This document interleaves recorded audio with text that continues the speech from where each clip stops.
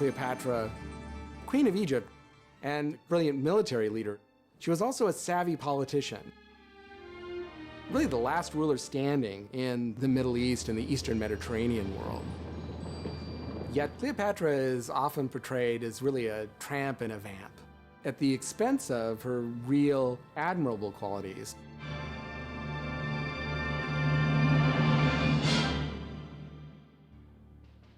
A number of historians wrote about Cleopatra, but ultimately the one that's most enduring and the one upon whom the film and many accounts in modern times were based is that of Plutarch. You could consider him a kind of Roman state historian. It would have been his role to explain how she was able to defeat these great Roman leaders in a way that was acceptable to the current Roman leadership. As a result, we have a history that's written by the victors. So naturally, they attempt to demonize her. She was scheming, kind of like a snake, ruthless against Rome, and able to seduce these leaders into supporting her. Plutarch tells a story of Cleopatra arriving in Caesar's headquarters rolled up in a rug. The rug is thrown out, and Cleopatra pops out right in front of Caesar's feet. It's a very dramatic story, so you can understand why virtually every treatment of Cleopatra and Caesar portrays this scene. I think that over time, the narrative of Cleopatra's life has become less accurate even than the Roman sources. In more recent portrayals, we see this sensuality emphasized and overemphasized. And this is something that resonates with, in general, Western ideas of the East. Savagery on the one hand, a kind of ruthlessness matched by this seductive quality. All of these things play upon ideas about Orientalism and are bundled up in a nice little package embodied by this narrative of Cleopatra. The painting Cleopatra Testing Poisons by Alexander Cabanel from the 19th century reflects these ideas of both sensuality and cruelty. She's sitting on a lion skin and has a live panther next to her. She's of course bare-breasted because she has to be sensual. Her serving woman is fanning her, gazing towards not a lover, but slaves being poisoned. It's a kind of decadence that runs as a thread through everything. So, for example, when Cleopatra receives Mark Antony, she leans back, surrounded by silks. Languorousness and sumptuousness and decadence of the court of ancient Egypt shows through. There are two kinds of visual representations of Cleopatra that actually come from her lifetime. The depictions of her on the walls of Egyptian temples would have made her look like a preeminent Egyptian queen, and especially associated her with the goddess Isis. We see a crown, for example, worn by Elizabeth Taylor, with the horns of a cow and a sun disk in between that reflect the power and authority of Isis. In reality, though, she was the descendant of a long line of Macedonian kings.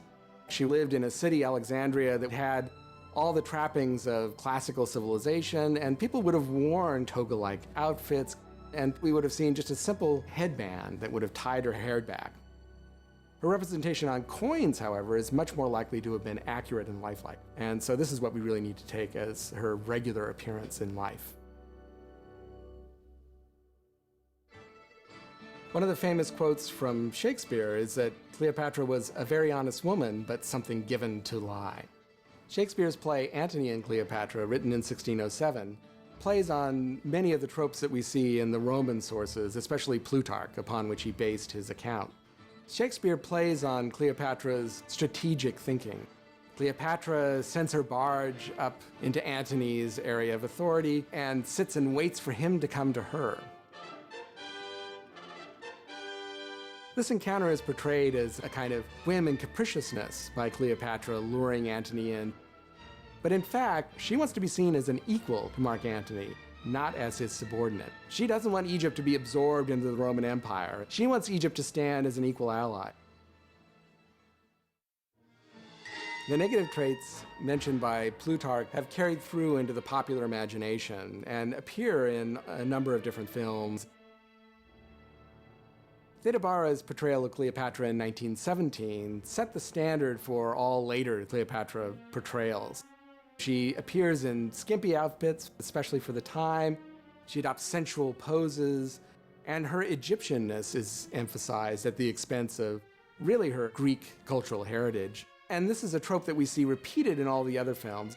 Her wiles and her sensuality simply can't be resisted. Oh, it's you. Her ability to defeat these Roman leaders not through her political acumen, but through her feminine wiles. I summoned you yesterday. The reality, however, is probably quite different. In this case, I think George Bernard Shaw probably had it right. George Bernard Shaw's Caesar and Cleopatra plays down the romantic qualities, the seductiveness, and really acknowledges the relationship between Caesar and Cleopatra as a political one. Power and politics could not have been ignored in that context. They couldn't simply be two lovers. The stakes were too high for not only Egypt, not only Rome, but the entire Mediterranean world at that time. Shaw actually acknowledges her as a capable person in a way that we don't see in many other treatments of Cleopatra. The classic story of Cleopatra's death is that she was in her palace defeated, and rather than being paraded through Rome as a prisoner, she decides instead to commit suicide. Not by doing something simple, like drinking poison. Instead, she takes an asp and holds it to her breast, and the asp bites her, and then she dies. It's very dramatic, and plays on the trope of the snake, which has a long history in Western civilization with classical myths like Medusa. We see this portrayal of Cleopatra's death in virtually every source that deals with it, in plays, in paintings, in film. And many historians have challenged this idea of Cleopatra's death in this dramatic way as too much of a set piece.